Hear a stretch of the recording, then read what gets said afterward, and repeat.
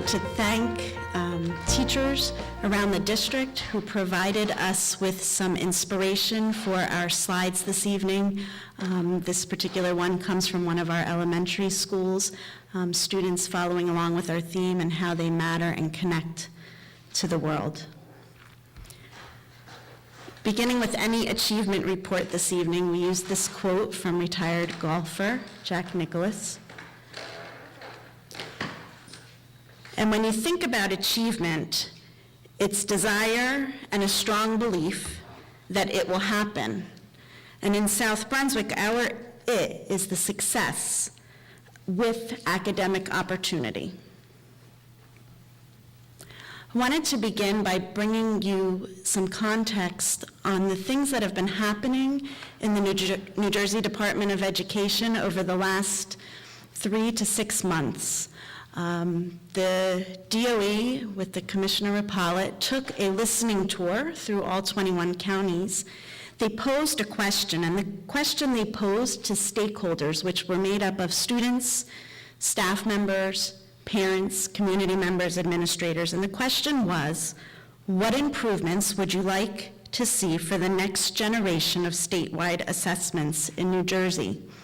And the images that are captured up here are from some of the listening tours. We hosted one here in South Brunswick in the spring, and a number of us had the opportunity to go to Trenton to have our voices heard in response to that question. I thought it was just important, since we're talking about student achievement, for you to have some background on what the state is proposing as we enter the next round of testing season.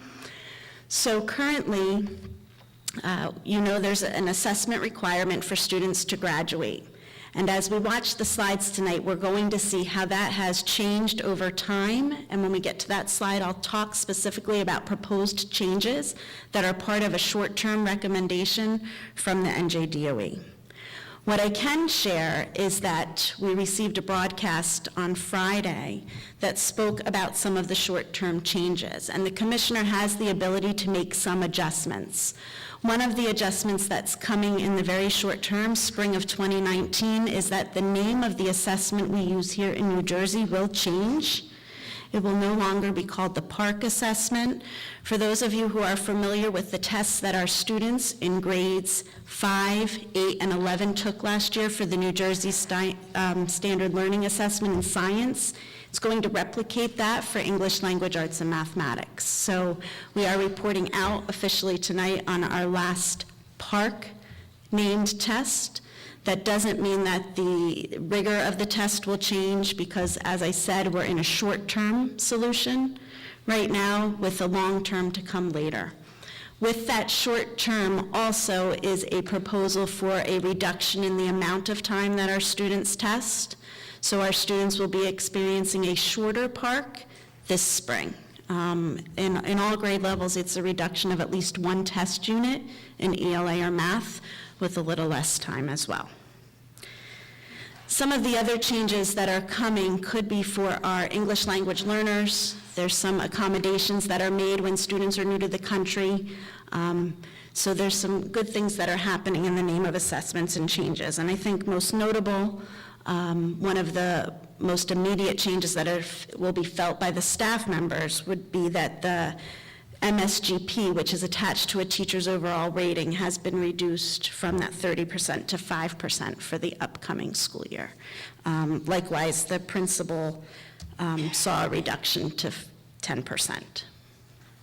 So short-term changes happening real soon, long-term changes to come, but I think it gives you a context as we look at this year's data when you start to think about what assessment will continue to look like in New Jersey as we move forward. So following our theme, imagine if all students were able to demonstrate their full competency through a standardized measure.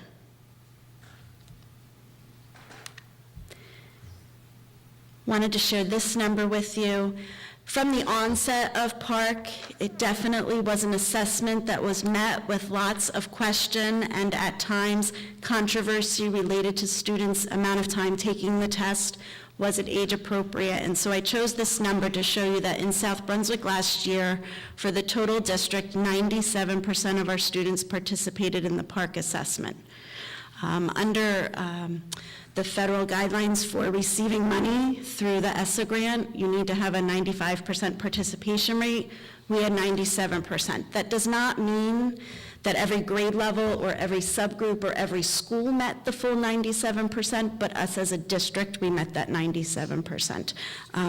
That number is important because you do see that on the school performance reports that are available through the NJDOE website, and I know that lots of community members and prospective families to our district tend to review those results when they're shopping for the neighborhood where they choose to settle and raise their families.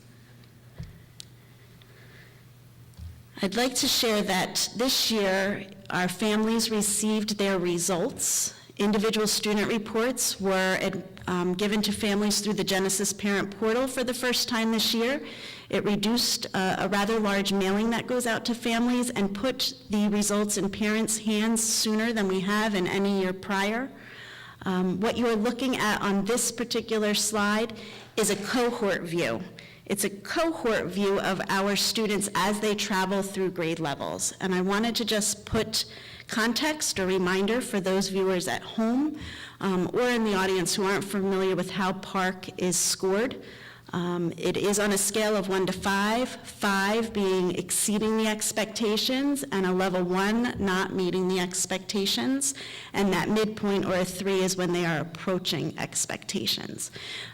By state, a level 4 and 5 is what's deemed proficient, and those are numbers that we're looking at here. We chose to give you 2 cohort views. One would be in elementary as they move through to 6th grade, and then starting with a 5th grade, which would have been last year's 7th grade students. And what's noticeable about this slide is where the red arrow points, that shows us the level of proficiency. So you can see in 2018, the 6th grade students, 69% were proficient, and we had to the right there is the New Jersey comparison, which was 56%. To summarize the slide, I would say that on average, we are 30% higher than the state in those categories, those grade levels represented there over time. We have a fairly consistent pass rate. Our 6th grade cohort in both years is very similar, and by 7th grade, we start to see higher percentages of our students moving to the exceeding expectations, which is the highest level of performance. Our work and our challenge remains with the students who are performing at the level 1 and level 2, and our goal is to get them to advance to the level 3 and 4 and beyond.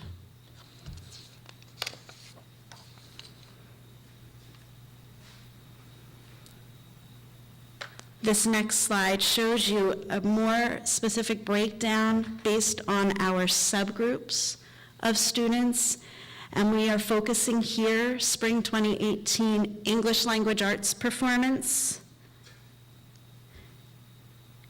and we are comparing ourselves to ourselves here. So on the far right-hand side, there is our 2018 proficiency, which starts with that 45%. And to the right was our 2017 district results. You see the 58%. I think it's important just to give you some of the acronyms that are on this slide. So we took and aggregated of our 3rd, 4th, and 5th grade students. The first row shows you our students with disabilities, SWD. Important to note here is that because this test assesses the grade level where a student is currently placed, we recognize that our students who have individualized education plans are learning at a different level. And so we see a cluster of approaching, meeting, and exceeding as one bubble. So we have chosen to display level 3, level 4, and level 5 as meeting that proficiency. So that's what the asterisk means by the 45%. We've also shown here our economically disadvantaged subgroup, our Hispanic subgroup, our Asian subgroup, our African American, and our white subgroups. And to help put some perspective, you'll see the N, which is our number in each of those subgroups sitting in the 3rd, 4th, and 5th grade cohort, and the performance. We saw a little bit of a decrease this year in some of the subgroup performance compared to years past, the previous year. Again, when looking at this information, I want you to know that this is the big picture view, and when we work in our schools and at the building level with teachers, and we look at this information, we're really drilling down to look at individual students, and so the ISR, the reports that parents received, we have access to as well as staff members, and we use either Unify, which is our data warehouse, or we go to the old school cumulative folders to look at this document, and the document gives us real specific information. When a student is in a level 1, 2, or 3, it lets us know exactly where their strengths or weaknesses are in the area of English language arts, and we'll see math in just a little bit. The next slide is a snapshot of our middle school subgroups. And it's structured the same way as the previous slide. We saw an increase in how our economically disadvantaged students performed. And we did see a decrease in all other subgroups.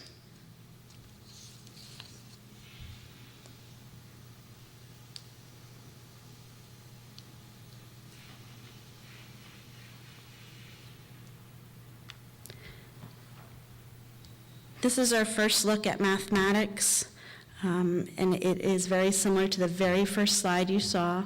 This represents a cohort view, which allows us to see how last year's 5th graders performed at the end of their elementary career. It allowed us to look back at how that same class did when they entered in 3rd grade, how they performed in 4th grade, and then how they performed at the end of 5th grade. We were 42% better than the state.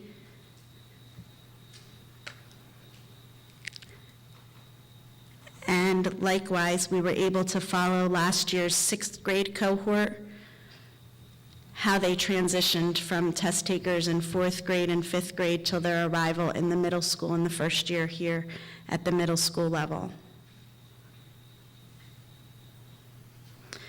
It's important to note here that the 5th grade results include students that are taking an accelerated math program.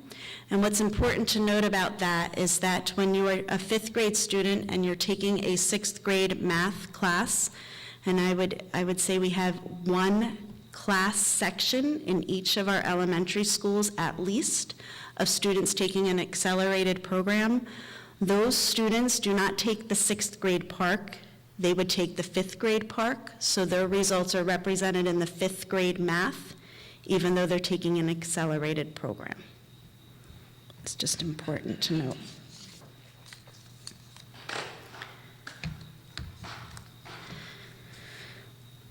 This slide was really designed to show you the picture of those subgroups again, but you'll notice that we added in the 6th graders to this subgroup. So when we looked at the English language arts, we saw 3rd, 4th, and 5th, and then we saw the 6, 7, 8. The reason we chose to display it this way with grades 3 through 6 is because you know as our students enter 7th and 8th grade, there are more opportunities to take accelerated math programs, the Algebra 1, the Geometry, the Algebra 2. And so we wanted to compare just what a grade level math program looks like in our student performance within those subgroups. So the students that are taking grade level math are listed here. Board members, this is the slide I referenced where the numbers may look a little different from the one you saw in your packet earlier. There was some addition. We wanted to make sure we had that accurate, so we made some changes. Maybe 1% or 2% for some of those categories. Your challenge is to go home and look to see which ones don't equal 100%.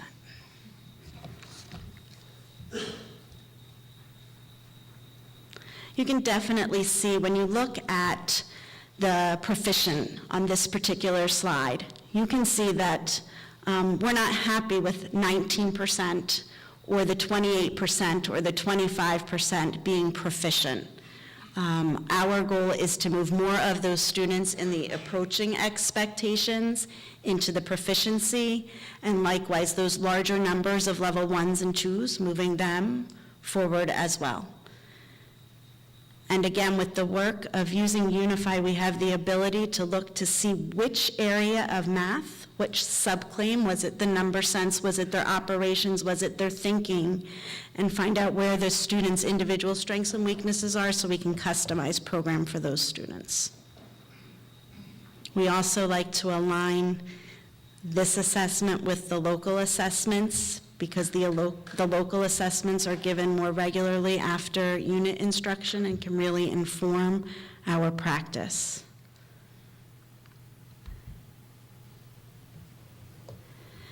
This slide represents the 7th and 8th grade subgroups and is laid out the same way as the previous slide. It shows you those 6 subgroups and the N, the number of students that fell there. This is regular grade level math. So the students that are taking Algebra 1, Geometry, and some Algebra 2 at the middle school are not included in this slide. When you look at both math slides, you definitely see that trend that there's work to do to move more students forward towards that proficiency. Wanted to share with you, I don't know how many people in the audience or at home are aware, but in South Brunswick and all New Jersey schools, if you're offering a program in the summer, so our Summer Institute that is run by Tom Decker, when he runs that Summer Institute, if he is offering a test that is tested through PARCC, Geometry, Algebra 1, which we don't offer, but Geometry and Algebra 2, we're required to give the PARCC during the summer months. So we thought it would be helpful just to give you some context of how many tests we did give this summer and what the passing rate of those students looked like. So you'll see that 148 students were tested during the month of August, first week in August. At the conclusion of the Summer Institute, Geometry, we had 136 students, 99% of those students passed. We had 1 student that fell short of the benchmark. Algebra 2, 12 students tested, 92% passed, and again, we had 1 student that fell shy of the benchmark. I think this slide, Mr. Fetter wanted to talk to the SAT comparisons. Something else on the previous slides. If we go back, I'm not going to go back. If we were to go back and look at the overall for the district, you'll see the 75 to 76% pass rates. Not that that's impressive enough, but it's way above state average. But when you go back and you start looking at the subgroups, you saw numbers that were significantly lower. So basically, what's happening with the total population is your total population is highly one subgroup. The highest enrolled subgroup is the highest performing subgroup. Your other subgroups are all performing at a significantly lower, performance level. So when you look at South Brunswick scores in the aggregate, you see that it looks significantly higher than the state, in some cases by 50% higher than the state. When you break it down, and what you're going to see later tonight is you're going to see why our goals are what our goals are, because of the data you're looking at. So it's great that overall, as you look at this slide, overall, when you look at SAT scores, we are the 28th highest scoring public school in the state. It's pretty good. It's a good number. We're right with East Brunswick. They beat us by a few points. We're not very happy about that. We'll have to talk to them about that. You look at the Montgomery, Princeton, West Windsor, they significantly are at those rates. And then you go down, the next Middlesex County district would be Edison. And that number, by the way, is both Edison and J.P. Stevens averaged. It's not an exact number, but it's close. We don't know the exact number because we didn't do it fully, but J.P. Stevens scores significantly higher than Edison. Or is it reverse? That's the right way? But when you put them both together, now we have one high school, so we thought it'd be fair to compare. West Windsor has 2 high schools. Edison has 2, we have 1. We just combined their 2 high schools. So 12-13 average for the state is pretty good. I mean, for nationally, it's huge. You know, it's significantly higher than that. But still, if we disaggregate that number, which we haven't, it's hard to do that right now. We still need more information. If we disaggregate that number, you're going to see a very similar output from certain subgroups. Our special education students perform low, our economically disadvantaged students perform low, and other subgroups perform significantly lower than other subgroups. That is significant to this district and the work we have to do ahead of us. So, still very nice to say we're 28th, it's good, but if we work with all of our students to pump everybody up and keep pushing all of our students in areas where they can succeed through things, giving them better access to programming, which we'll talk about, that 12-13 will rise, but more importantly, when you disaggregate the data, we'll start to see some changes there. Heavy lifting to do, and it's unfortunately a common situation in suburbia. You want me to take this one?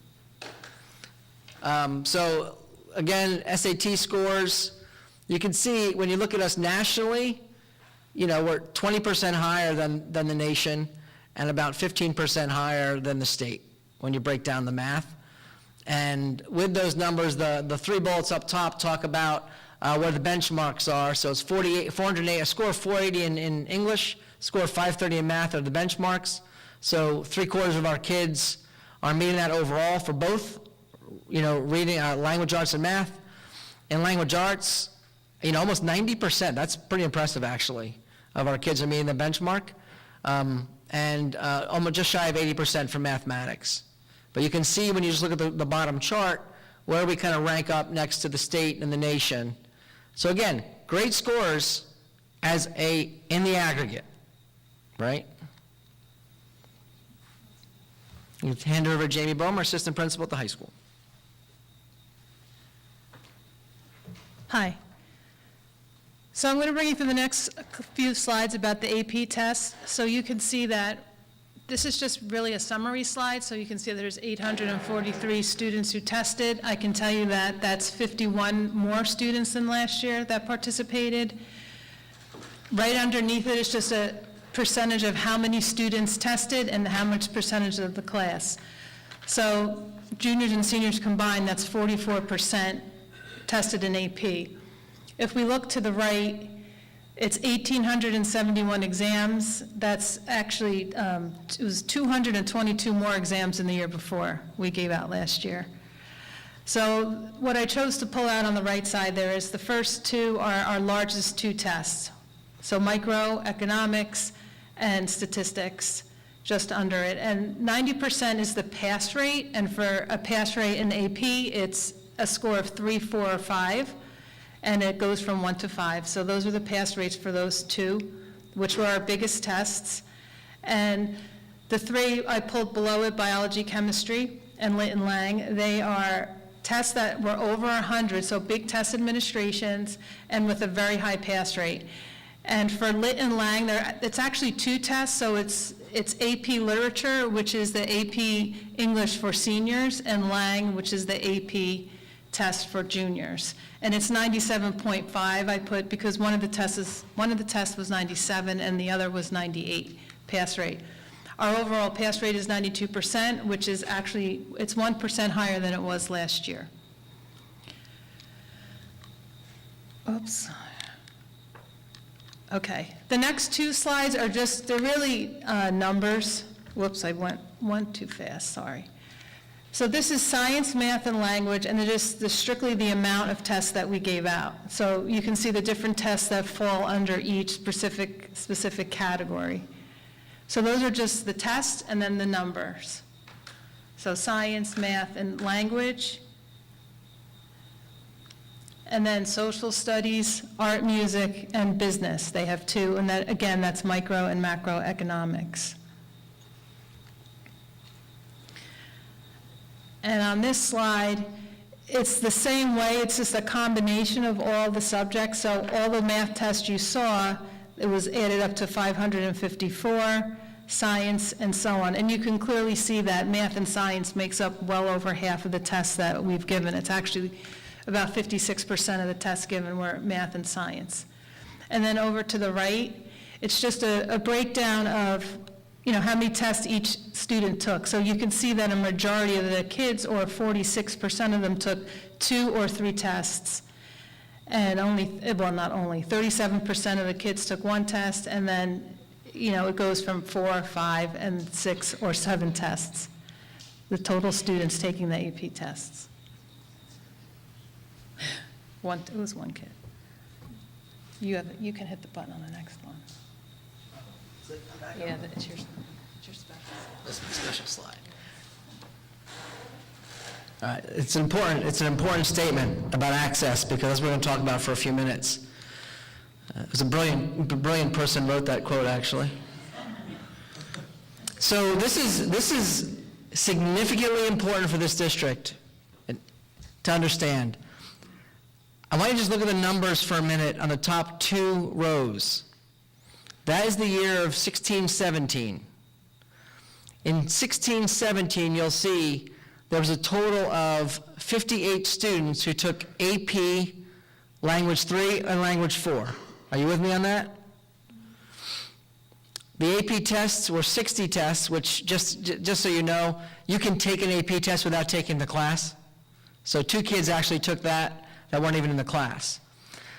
But this is extremely important. 60 tests were taken, and we had 100% of those kids passed. Great number, right? Look at the next year.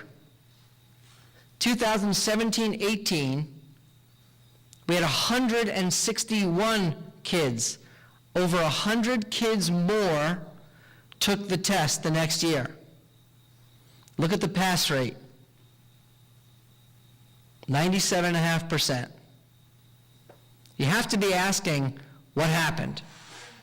So I'll ask, what happened? Here's what happened. The high school lowered the access point to get into the class. They lowered the prerequisite. They gave more access to students. They opened the doors. 100 new kids walked in through the doors. And almost every single one of those 100 kids who the year before would not have had access passed the test. Those numbers show you that in 1 year, 99 new students got college credit and passed the test. Just because access was granted. Look at the next year coming up. We don't know the scores yet, but look at the difference from 16-17 to this year, 18-19. That's by opening the door. I've shared with you a little bit about algebra in the middle school. I'm going to share a little bit more with that. But the concept of access, giving students opportunities to higher level programming, has to be a focus as we move forward. We have 2 massive success stories to talk about. This is the first one. The second one, no, this is not. It's coming. That was very anticlimactic. This is just talking about middle school PARCC mathematics, grade 6. Of course, just so you, I don't want to spend too much time on this, but you understand, when kids take algebra and geometry earlier, they're your strongest math students. The expectation is to close to 100% pass rate. On anything in the 6th and 7th grade with geometry and algebra, you should expect near 100% pass rate, which is what we do have. In 8th grade with algebra, the students taking that have been either in accelerated math for some period of time or before 8th grade jumped into that class. If you remember, this last year we put 100 more students into there that did not qualify, and I've shared with the results before. I'm going to find them for you. Am I there? No? I'll just do this for a little while until you guys get dizzy. Back? All right, here we go. So in 6th grade, very quick, 2% of the population took the test, 12 kids. took Algebra 1 in 6th grade. Of course, they all passed because who? Those are our 12 strongest math students, so we expect them to pass. Look in 7th grade taking algebra, as you can see. Again, 7th grade algebra, still strong math kids, nearly 100% of the kids pass. 8th grade, still strong math students, but this time we added a whole bunch of kids to that level. And the rate was unbelievable. 100 new students who did not qualify through the traditional means took the test, and 95% of them passed.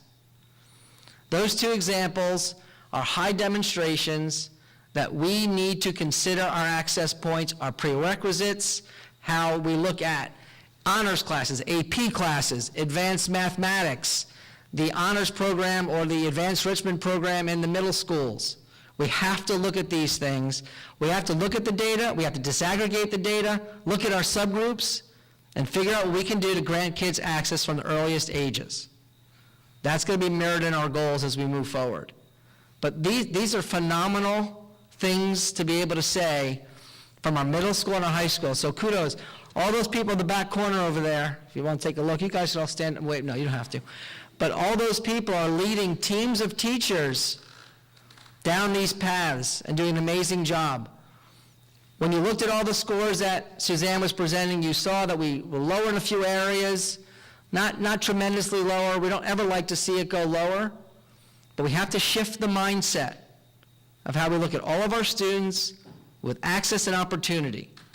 And I'm just so proud of our high school and our middle school and our elementary schools for looking at this and doing this work. We have the same kind of conversations happening in elementary school with advanced mathematics and that whole procedure and how that all looks.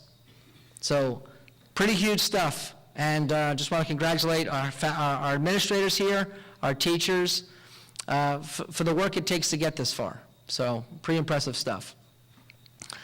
And I think I'm turning this back over to you. Yeah, I'm going to turn it back over to Suzanne. The slide you just saw about the Algebra 1 work, I know that in an upcoming board brief, Dr. Aparna Rajagopal will be here to present the program and the decisions that she's made over the course of time with the teachers in her departments at the middle school level to give you more insight as to exactly what strategies and how she's recruiting students and opening the doors of access. So join us for a board meeting in 2 weeks to hear about that information. We wanted to show you some of the disaggregated data that Scott was mentioning. Specifically, when you look at the Algebra 1 subgroup performance, we broke that down to show you the percentages of students that were falling in each of those different levels. I know that sometimes charts with numbers can be overwhelming. We thought we would present these slides in a different format so that you can see how our students in those subgroups are performing.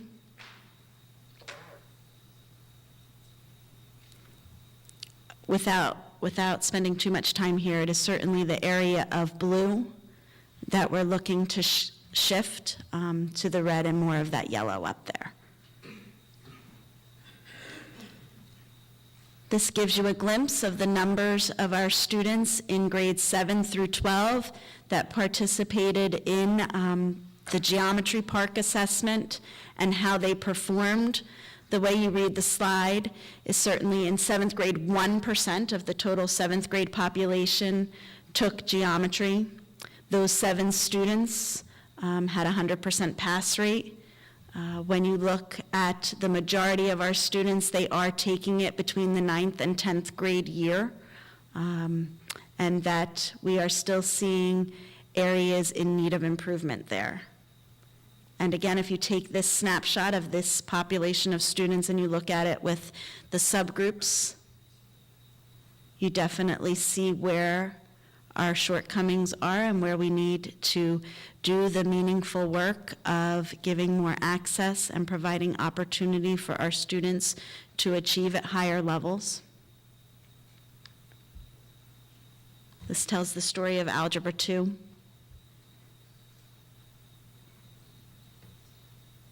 And the disaggregated.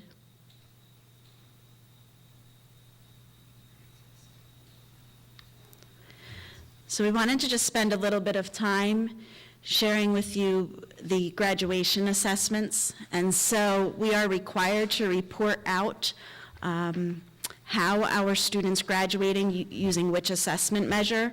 So with the class of 2018, 68% of the students used PARCC or some combination of the PARCC assessment to meet that requirement. 29% of the students used some combination of an alternate pathway, meaning they sat for maybe the SAT, the ACT, the AccuPlacer, or the ASVAB. Less than 1% of our students went through the portfolio appeal process. I believe that number was under 10 for our district, 6, thank you, Ms. Boehmer. 6 students, and 2% of our students were exempt through the IEP process through special education. What I wanted to point out is that for the classes of 2019 and 2020, multiple pathways are an acceptable way to meet graduation. When we started preparing these slides for the classes of 2021 and beyond, it was PARCC or the portfolio appeal. This right now is in front of the New Jersey State Board of Education for consideration. There is a proposal on the table to return back to classes of 2020 and beyond being able to use the multiple pathways. So we're awaiting a final decision on that. It has been proposed, and we're anxiously watching to see what those implications will be for our students here in district, because without that information, we are working hard at the high school to find students that had not successfully passed PARCC Algebra 1 to give them retest opportunities. So we are anxiously awaiting the change from the NJDOE, and we hope that with the next board meeting in November, they will give us updated information. So we are closely monitoring that. Under QSAC, which is the Quality Single Assurance Continuum, which we are required to participate, or we undergo, and we're currently in the process right now, it's really making sure as a district that we're accountable to all of the mandates that are required through the NJDOE. We have to report out annually, like we are doing this evening, about our student achievement. And we are also required to share with you some of the programs and strategies that are in place to help remediate those places of deficit. So this slide just simply shows you some of the programs in place and some of the strategies that are currently being utilized by the team of administrators and the teachers that they support. So in the K-12 world, we have ICS and ICR, which is our partnership. Dr. Mary Beth Edmonds is working closely with her special education supervisors and colleagues to make sure that we are providing the least restrictive environment through an in-class support or in-class resource program. Neil Desai worked through community ed along with the elementary supervisors and principals to identify a K-2 summer academy that ran this summer for our students who were identified in the lower grades of needing additional support during the summer months. Middle School Posse Project is what I believe the name brand for Dr. Raja Kapal's work with the middle school students, but I won't elaborate. I'll leave that as a teaser for you to come back and hear more about that at another meeting. We have a program for students who are exiting grade 8 and transitioning to the high school. The middle school and high school both have homework help access periods for students during the day. In the summer, our high school ran a summer AccuPlacer Academy, and there is Excel in grades 9-10, which is to target English language arts for students that need additional support. And strategies, these are just some that you've probably heard over the course of the last year or more. Digital tools, the presence in our classrooms. Or in Gillingham is an instructional strategy that we are using with our students at the elementary and middle school level. It's back to the phonics, working with training teachers, interventionists to work with students. The elementary word study program, spelling, went through some revamping over the course of the last year, and the teachers have participated in training. In addition, the resources to support that. And in elementary, we are working closely with our teachers on item analysis related to math assessments, and this isn't necessarily the standardized assessments. These are our local pre- and post-test assessments that we're working with our teachers on being able to identify where a student falls short and be very diagnostic with which standard needs to be addressed in our instruction. So you might ask, even with all of this that's going on, what are our next steps and what do we recommend? And this will be the segue that takes us into the meaningful work of school goals or district goals. First is an equity study. And you heard us mention several times during the achievement report that we really need to disaggregate all of our data points to look very specifically at those subgroups and identified students. Assessment of access to all higher level programming, that's that opportunity for students to achieve at high levels based on some of the decisions we make for program entry and opportunity to learn. And then finally, an assessment of career readiness programming, and I understand that some of this work has already started to happen at the secondary level. This is really taking into consideration and acknowledging and considering that not all of our students are college-bound, that some of them are really interested in trades and skilled, highly skilled work, and what we're doing to make sure that we're acknowledging that and providing some cultivation and knowledge in that area.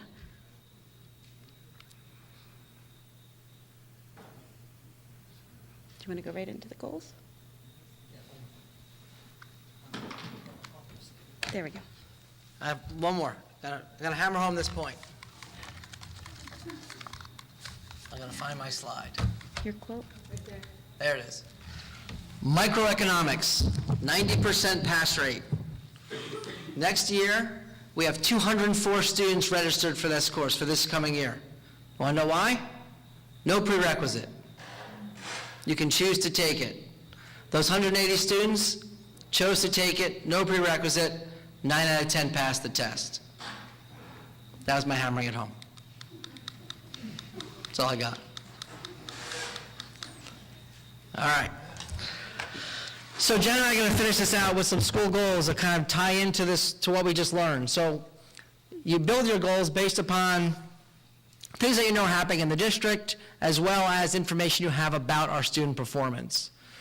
So considering the theme, everyone's working on their ...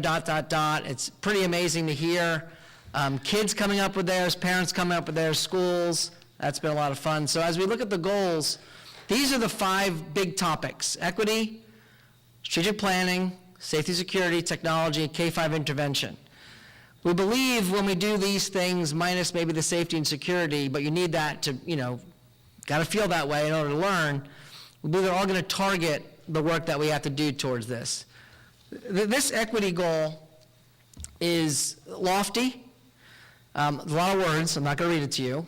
It's basically saying we have to increase the capacity in all of our stakeholders. We have to have everyone believe that all of our students can succeed at high levels. It starts with each of us. It starts with our parents, it starts with our teachers, with the Board of Education, with our administrators, and then, and only then, do I believe all of our students have a chance of believing it themselves. All of the adults around them have to be secure that it is all going to happen for these kids, not just some of our kids, all of our kids. To help with the mindset shift, to help to build the capacity of others, we need to do some work. Number one, we currently have an equity committee in the district. It's a group of very engaged staff that talk about this topic and come up with plans and turnkey that information to other district members. What it's missing at this point are people that are not staff. We're our kids. We're our families. We're going to expand upon the equity committee, involve community stakeholders, and really make this a bigger picture, because it's not going to happen for a small group of staff in the district alone. It's got to be everybody. This is the village, right? We all need to be involved in this. Once we do that, Numbers 2 and 3 are massive to do. We have some strategies that we're considering on how to do this in a way that will work. But if you consider a full review, which we will provide a report to the board, that disaggregates the achievement as well as participation in just about everything that we do. Not just academics, not just PARCC scores, who's on our football team, who's on our basketball team, who takes robotics, everything. Disaggregate everything. If we get a full picture of where everything sits, how all the data works out, we'll be better equipped to make decisions about what to do next. We think we know things, but we need evidence, and that same evidence will be used to help build capacity and understanding in our stakeholder groups. Everybody has stereotypes they believe to be factual, but they're called stereotypes for a reason. We need to put some teeth behind the work, and numbers 2 and 3 will do that. Number 3 talks about a full review to look at specifically targeting access. How do you get into something? How do you get out of something?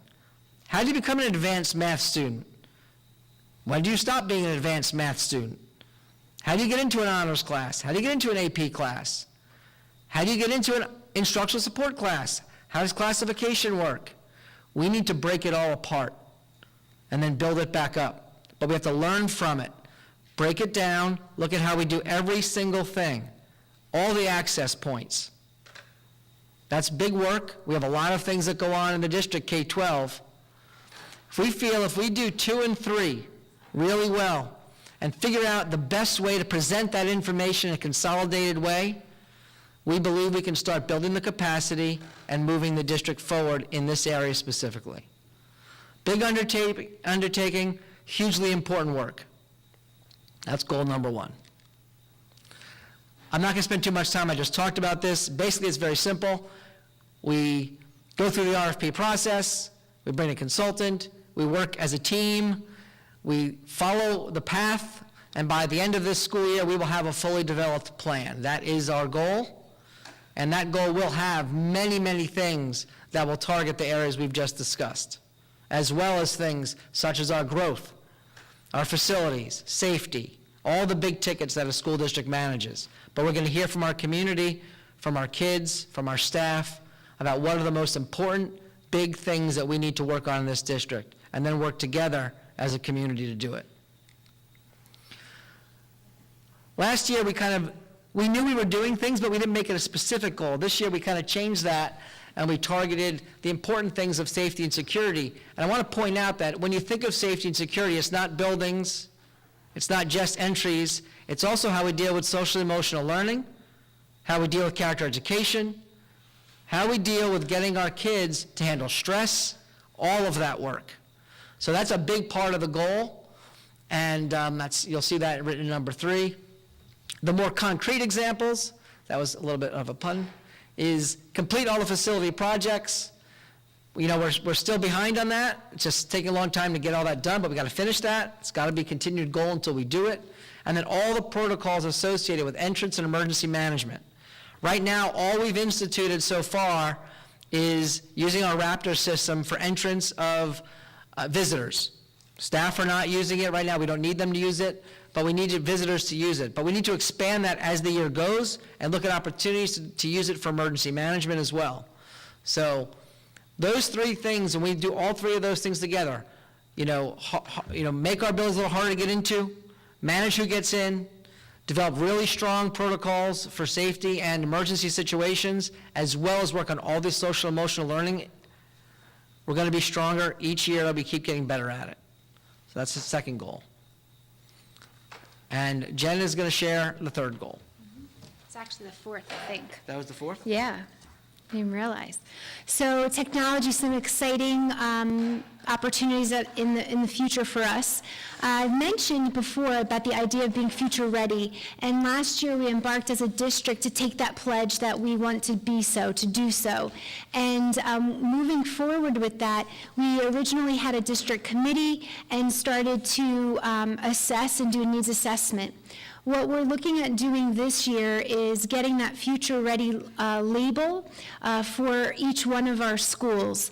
By doing that, it really helps us under the guise of 7 different gears of looking closely at technology and what we're doing at a building level. The 4 gears of the framework are curriculum instruction and assessment, personalized professional learning, robust infrastructure, budget and resources, community partnerships, data and privacy, and use of space and time. Under all of those pieces, we'll look to see what we can do to better our schools. This will actually help to take place of our 3-year tech plan. It'll kind of embed and intertwine. You can see under those bullets some of the action steps, and ultimately, in December, we're going to be pulling together key people from each building, the library media specialist, the principal or appointee, and our educational tech coaches to first come together for a meeting to just get information. We have a liaison from the state that's going to help us, and from that they'll build stakeholder committees at the building level,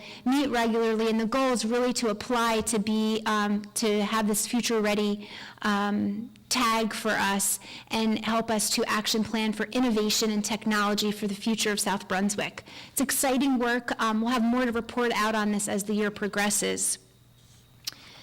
The last goal is this K-5 intervention goal, and really this comes from the work that we learned under Dr. Edmonds and a group of our supervisors who took the time over a year ago to do an entire complete ELA, English Language Arts audit, and part of that audit was the intervention programs, and we're beginning to put into action some of those recommendations. This has taken time and thoughtfulness, and we're at a place where we are really ready to analyze the student achievement data associated with all of the K-5 programs. We will build a stakeholder team. This work has already begun. We've been looking at the data that has been since survey data over the past year, and Suzanne Luckborn and myself will be leading this up, and we're going to, from it, really determine what's the best next steps for our instructional support Title I services, and how we can revamp, get the right people in the right seat, program it maybe in the exact same way if that's what we see fit, but really making some recommended changes as we progress through the school year. This is hard work, but really needed work, and we're at a point now that we're really, I think, ripe to be able to do it. These are our 5 district goals, and I'm going to look to Scott to wrap it up. Do you want to wrap that up? Wrap it up. So all of our goals, whether they be administrator goals, deal with these 3 components. And it involves building capacity. So how do we build capacity in all the humans associated with the work? Because it has to be sustainable, long-lasting. So to do that, people have to just have that happen. The second part is we need to use data. So you can't just say things. You have to have data that supports the work. And the third one, which is a strong one for us, we need to network. South Brunswick is a very strong district. There's lots of very strong districts. There's lots of incredible programming out there nationally and in the state. For every goal that we have, you have to have the ability to find out what other people are doing. What are the best practices? Where is it working really well? Let's partner with those people. Let's find out what's working outside of South Brunswick and make that part of the work to achieve our goals. So all of our goals cannot be met without networking involved in them, without using data, and without a focus on building capacity in others. So that's our goals, everybody. That's our goals. That's our student achievement. We know it's a little bit long, but this is it. This is why we're here. I want to thank our administrative team for all your work and for coming out tonight.